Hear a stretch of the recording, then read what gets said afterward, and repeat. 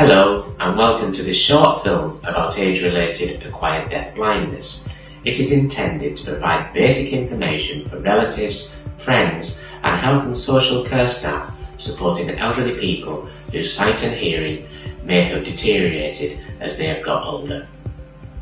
Age-related deafblindness is becoming increasingly common as we all live longer and is a particularly cruel condition that can rob older people of their independence, affect their ability to communicate, cause isolation and have a negative effect on their mental health and well-being. To put things into context, first of all let us consider a child born deaf or becoming deafened at an early age. They will nowadays be offered a cochlear implant, taught sign language or fitted with hearing aids at a time in their development when they will adapt to get the best possible use from them. Hearing aids distort and amplify all sound, not just conversation, yet older people are routinely fitted with hearing aids without any proper training or, more importantly, the time to adjust and adapt to their use. It is important to know that fitting an older person with a hearing aid and expecting them to be able to communicate normally again is comparable to buying them the latest training shoes and expecting them to qualify to enter the Olympics. Compared to English, British Sign Language is a foreign language in its own right, and like most new languages can take years to learn, even if you can find someone else skilled enough to communicate with. In any case, eyesight is an important factor in communication as facial expressions, body language and lip reading play an important role. If a child is born with a serious visual impairment or becomes blind early in life, it is likely they will be taught to use Braille and then rely on their hearing and voice to communicate with the outside world. Unfortunately, some children are born with or develop a dual sensory impairment. They become deafblind. In these cases, they can learn to communicate using a finger spelling alphabet called Deafblind Manual, which involves their carers spelling the conversation onto the child's hand and the child responding by spelling onto the carer's hand. As you can probably imagine, in each of these scenarios, the deaf, blind or deafblind person will receive lots of specialist support and resources available to them and will have the luxury of time to enable them to adapt. Whereas the vast majority of us use our vision and hearing to communicate and do not need to learn any specialist skills until, that is, we grow old. So how can we tell if an elderly person is becoming deafblind? What are the signs to look out for? Well, perhaps the older person will say something like, "My eyes aren't as good as they used to be," or "I don't seem to hear as well anymore." Is the TV volume blasting out? Are there stacks of unopened mail? Are the newspapers unread, or have they been cancelled, perhaps to save money? Have they stopped going out as much? Does the telephone go unanswered? Are the lights left on all the time? Does the doorbell go unanswered? Are they unsure who's speaking if there are more than two people in the room? Do they have a burned or sore finger or thumb? The following scenes will look at some of the issues facing older deafblind people and will help you to help them cope more easily with the issues.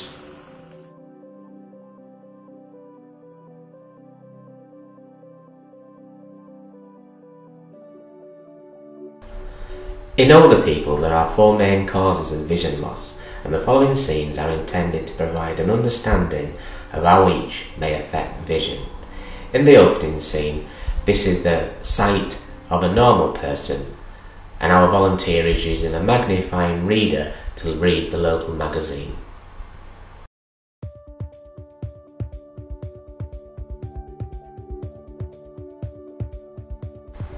Cataracts are the clouding of the lenses in your eyes. Common symptoms are blurry vision, colours that seem faded, glare, not being able to see well at night, double vision, frequent prescription changes to your eyewear.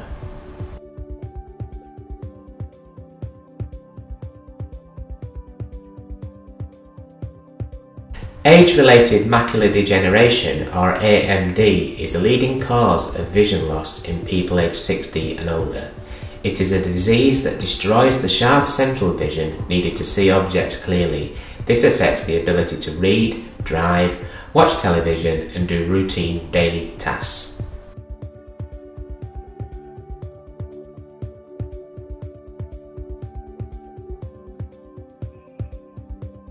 Glaucoma damages the eye's optic nerve and is a leading cause of blindness. It usually happens when the fluid pressure inside the eyes slowly rises, which damages the optic nerve.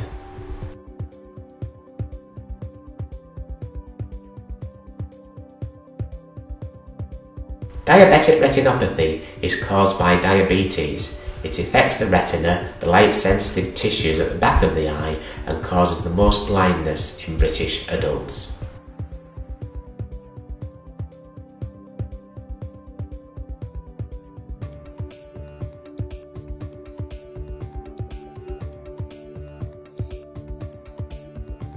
Communication tactics. One very important thing to remember is that with the vast majority of all the deafblind people, they will still be able to speak to you. So the most important role you will have is to make them understand what you wish them to know. Every deafblind person will have different communications needs. First of all, try to eliminate all background noise. Switch the TV or radio off, go into a quieter room, close the windows, and position yourself where the deafblind person can clearly see your face. Then try to speak clearly to them. Don't shout. If they don't understand, try to rephrase what it is you are saying. If that doesn't work, use a thick marker pen and plain paper and write in large letters using simple words. If that fails, you might wish to try the block alphabet. Block has been designed for older deafblind people who have not learned the more specialist deafblind manual and involves using your finger to spell words using capital letters onto the palm of the deafblind person. In some cases, perhaps if they also have arthritis, spelling onto the deafblind person's shoulder may be more effective. Remember, they will use the voice to reply, so you will know if they have understood.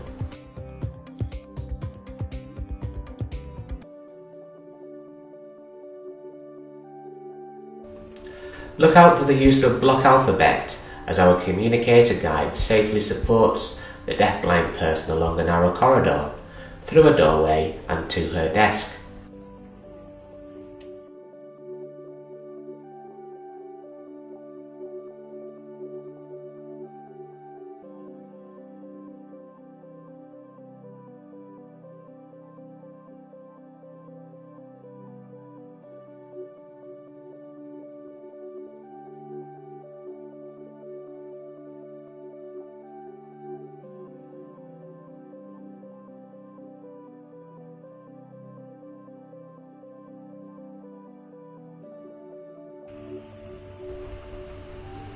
In our second clip, we demonstrate the double tap sign for stop and the single tap sign, which indicates that the communicator guide wishes the deafblind person to proffer their hand to receive block or to be gently placed on an obstacle.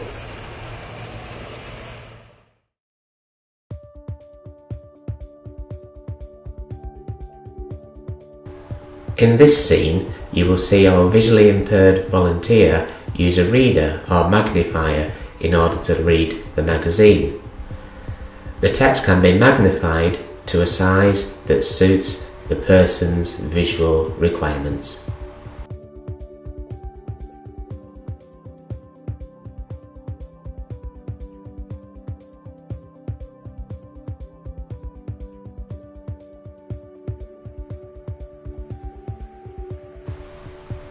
Bump-ons are a very inexpensive way of helping a deafblind person distinguish the contents of the cans and other packages within their cupboards.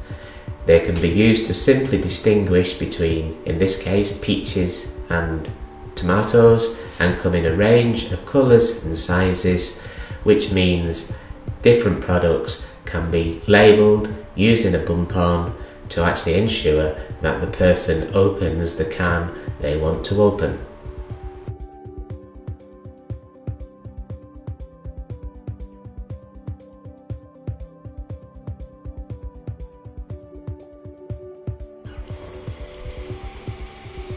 In this scene, our actor is making a cup of tea.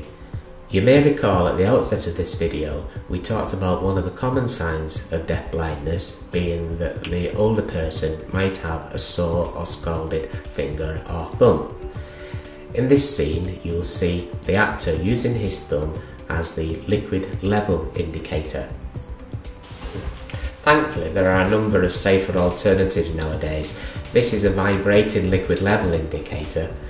Fits onto the side of the cup, and the longer prong actually indicates when the tea or hot liquid has actually reached the right level, and then once milk is added, the shorter prong actually changes the vibration of the device to let the deafblind person know that the cup is now ready for drinking.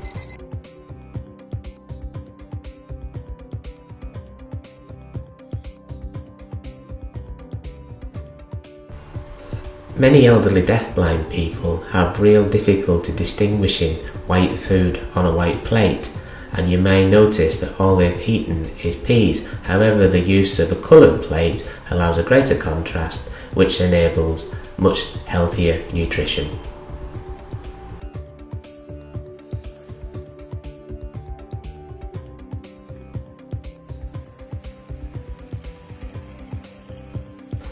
Colour coordination can be a real problem for deafblind people, especially when dressing or when sorting out laundry. However, there are simple solutions.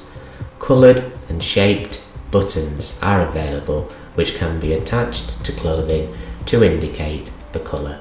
In this case, the star is blue and the triangle is pink.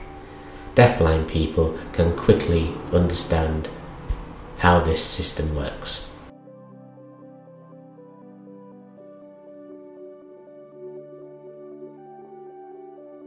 Vision loss doesn't mean that enjoyable pastimes such as playing cards needs to be a thing of the past.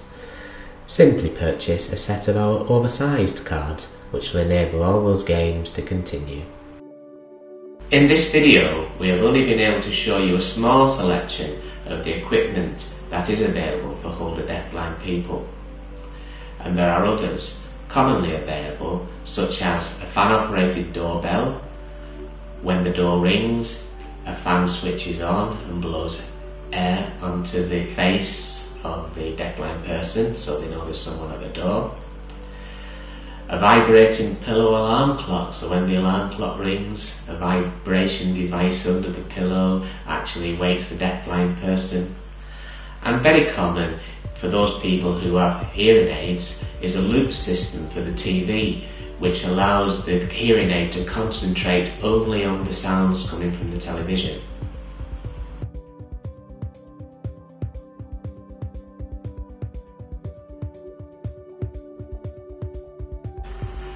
I can hear you say, but what about the cost of providing this equipment? Well, I think you'll be pleased to know that the Department of Health has issued local authorities and the National Health Service with a statutory guidance on deafblindness known as Section 7 Guidance.